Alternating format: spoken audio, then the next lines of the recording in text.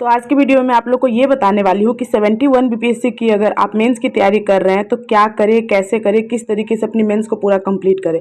और लास्ट में मैं ये भी बताऊंगी कि जो भी लोग 72 बीपीएससी की तैयारी करने के लिए जा रहे हैं उनको अभी से क्या मेंस का आंसर राइटिंग करना चाहिए या किस रूटीन को फॉलो करना चाहिए ताकि एक ही बार में अपना एग्जाम क्वालिफाई कर जाए।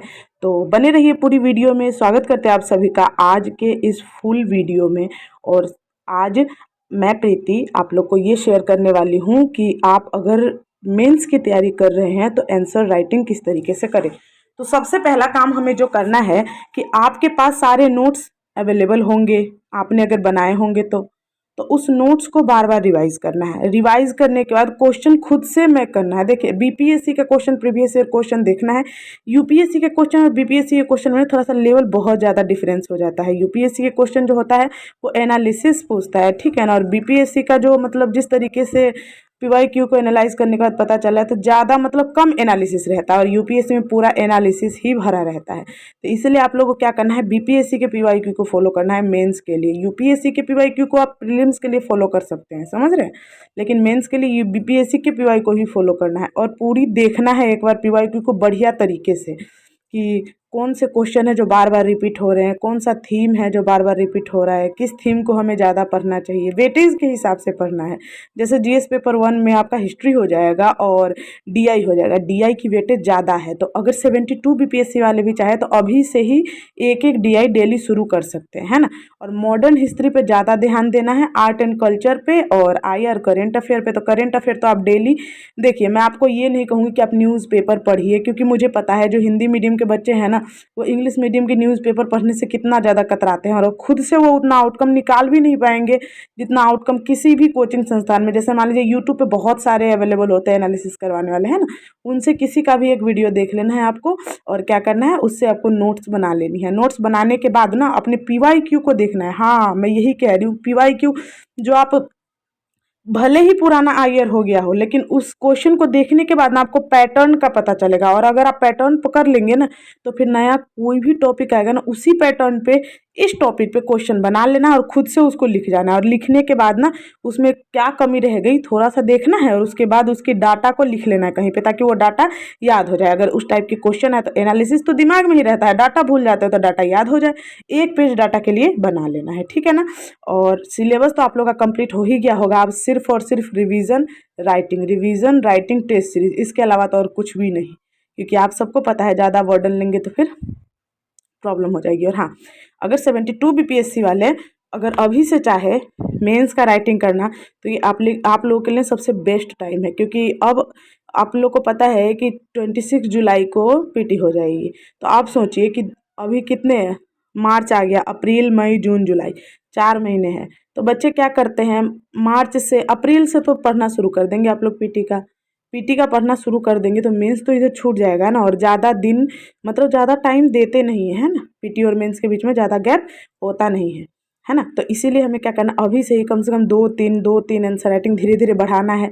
अगर आंसर राइटिंग अभी आप लोग नहीं कर रहे तो मैं डेली आंसर राइटिंग प्रोवाइड करवाती हूँ, मतलब अपने वीडियो पे ही, है ना, अपने चैनल पे, इसी चैनल पे सब्सक्राइब कर लीजिएगा, ठीक है। और I am so sorry guys.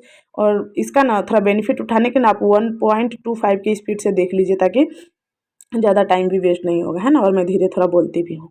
तो आपको क्या करना है, क्या बता रही थी मैं, यही बता रही थी कि वहाँ से क्वेश्चन आपको लिखना है और फिर खुद से एनालाइज करना है, ठीक है ना। तो इतना तक मैंने बता दिया कि मतलब बीपीएससी 72 बीपीएससी वाले क्या करें। देखिए, आपको एक मैं अच्छी सजेशन दूँ, आज से ही, अभी से ही, जब से ये वीडियो आप देख रहे हैं तब से ही डीआई का एक क्वेश्चन बनाना शुरू कर दीजिए। 72 बीपीएससी वालों के लिए। 71 वाले तो डीआई अभी पूरा सेट लगाते होंगे, आप लोगों को पूरा सेट लगाना है डीआई, क्योंकि अगर नहीं लगाएंगे ना, मैं भी लगाती हूँ ना यार, क्योंकि मेरा भी है एग्ज़ाम, तो मैं भी पूरा सेट ही लगाती हूँ। अगर मान लीजिए मैं सेट नहीं लगाऊंगी तो फंस जाऊंगी जाके, इसलिए मैं भी अपना पूरा सेट ही लगाने की कोशिश कर रही हूँ। तो आप लोग को भी पूरा सेट ही लगाना है, ठीक है। वैसे मेरे को कमेंट करके आप लोग बताइएगा कि कहाँ तक आप लोग की सिलेबस हो चुके हैं कंप्लीट और रिवीजन कर रहे हैं लगातार या नहीं, या कोई दिक्कत भी आ रही है। अगर कोई दिक्कत आ रही है तो फिर ज़रूर बताइएगा, ठीक है ना। और हाँ, एक बात बताती हूँ, इकोनॉमिक सर्वे को और बजट को पढ़ के आप लोग डेटा इकट्ठा कर लीजिए, क्योंकि आंसर राइटिंग लिखते वक्त ना उस डेटा की बहुत ज़्यादा काम आएगा। उस डेटा को आपको क्या करना पड़ेगा, इसमें से मतलब कोई भी क्वेश्चन आप लिख रहे हैं, अगर ऐसे कर दिए कि फाइनेंशियल ईयर मतलब इस बार के बजट के अनुसार ऐसे ऐसे बात कही गई है, और इस बार का बजट काफ़ी इनोवेटिव रहा भी है ना, तो हमारे आंसर राइटिंग में बहुत ज़्यादा काम आ जाएगा। तो उसको आप लोग इकट्ठा कर लीजिए, कहीं से वीडियो देख सकते हैं ना, यूट्यूब पे किसी का भी वीडियो आए आप लोग देख लीजिए।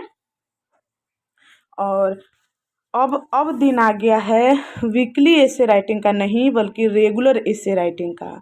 यानी कि अब कम से कम दो तीन एसे, कम से कम दो, 72 बीपीएससी वाले ओनली वन, लेकिन 71 बीपीएससी वाले दो नहीं तो तीन ज़रूर आप लोग को इसे लिखना है। और फाइंड करके कि मतलब वन में ये, सेकंड में ये, थर्ड में ये फाइंड करके लिखना है, मगर लिखना ज़रूर है। नहीं लिखेंगे तो बहुत गलत हो जाएगा। मैं भी लिखती हूँ, 3 लिखती हूँ, बिहारी जो ऐसे होते हैं उसको भी, फिर जो दो दो कंसेप्ट से आते हैं वो भी, तो आप लोग को भी लिखना है और ये काम ज़रूर करना है। और हाँ, अगर मान लीजिए 72 वालों के लिए मैं बोल रही हूँ, ठीक है ना, अगर मान लीजिए आप लोग से खुद से डेडिकेशन से पढ़ाई नहीं होता है, तो आप लोग मेरा ब्लॉग देखा कीजिए ना, मैं उसमें डाल देती हूँ कि आज का हमारा टारगेट क्या है, किस तरीके से कंप्लीट करना है। उस टारगेट को आप भी फॉलो कर सकते हैं, ये आसान हो जाएगा ना आपके लिए कि टारगेट मिल जाएगा उसको। और क्योंकि देखिए, रास्ता बना रहता है तो चलने में आसान होती है, समझ रहे हैं ना, रास्ता बना नहीं रहता तो वही 4 दिशा मिल जाएगा, हम कहाँ जाएंगे पता ही नहीं चलेगा। एक गए टाइम वेस्ट, फिर मुड़ के आए, फिर दूसरी जगह टाइम वेस्ट, फिर तीसरी मुड़ के आए टाइम वेस्ट, इसी में पता चला समय निकल गया, समझ रहे हैं ना। इसलिए एक रास्ता ढूंढना पड़ता है, उस रास्ता। और ये मत सोचिए कि हाँ मैंने यूं ही रास्ता बना लिया, मैंने टॉपर से बात की है, समझ रहे हैं ना, क्योंकि मेरा भी एग्ज़ाम है तो मुझे पता है ना कि किस तरीके से मुझे चलना है। और मैं ऑनेस्ट रिव्यू आप लोग के साथ देती हूँ, जितना घंटे पढ़ती हूँ उसका, कौन कौन सी तैयारी करती हूँ, सोर्सेज कौन सा रखती हूँ, हर चीज़ मैं आप लोग को बताती हूँ यार। तो आप लोग जाके फॉलो कर लीजिए ना, एक बार करके तो देखिए। 72 बीपीएससी तक सच में बहुत ही ज़्यादा फायदेमंद होगा, है ना, क्योंकि आपको पता है मैं ऐसी हूँ ना। 71 बीपीएससी इस बार का, तो आपने साइंस का क्वेश्चन देखा ही होगा 71 का, है ना, लेकिन फिर भी एक बार में निकल गया। क्यों? कुछ रूटीन फॉलो किया तब तो।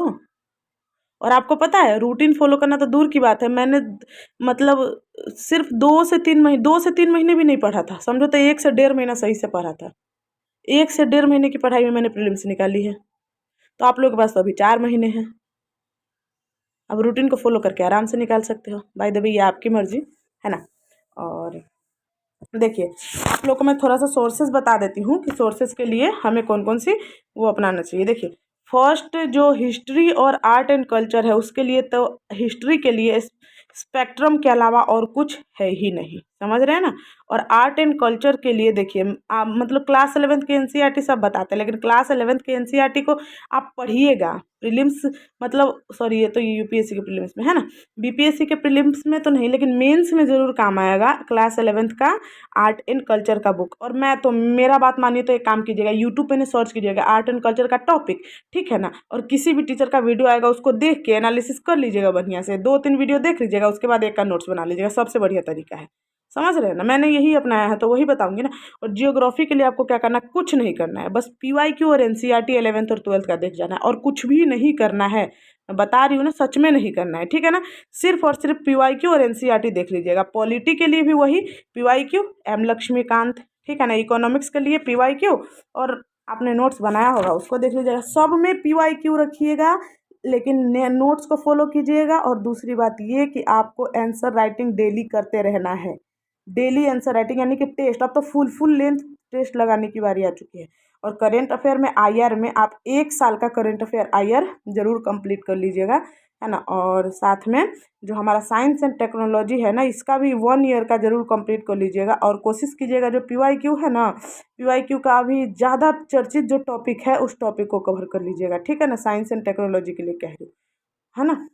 बाय द वे, आप सभी को बेस्ट ऑफ लक आपके एग्ज़ाम के लिए। और आई होप कि आप लोग अच्छे तरीके से पढ़ाई करते ही होंगे। और जिनको भी ऐसा लग रहा है कि डिमोटिवेशन हो रही है, यार मैं तो आपको यही बात कहूँगी कि जिस दिन आपने शुरुआत की थी, क्या सोच के शुरुआत की थी बताइए। चलिए आप लोग पहले बताइए कि जिस दिन आपने शुरुआत की थी वो क्या सोच के शुरुआत की थी। यही कि कुछ दिन बाद डिमोटिवेशन होगा और छोड़ देंगे, नहीं ना, नहीं ना किया था। तो फिर अब हमें क्या करना है, वो दिन आ चुका है, हमें दिखाना है अपना जलवा, है ना। अब मौका है कुछ खास, दिखा जलवा, दिखा जलवा, तो अपना जलवा दिखाना है और फिर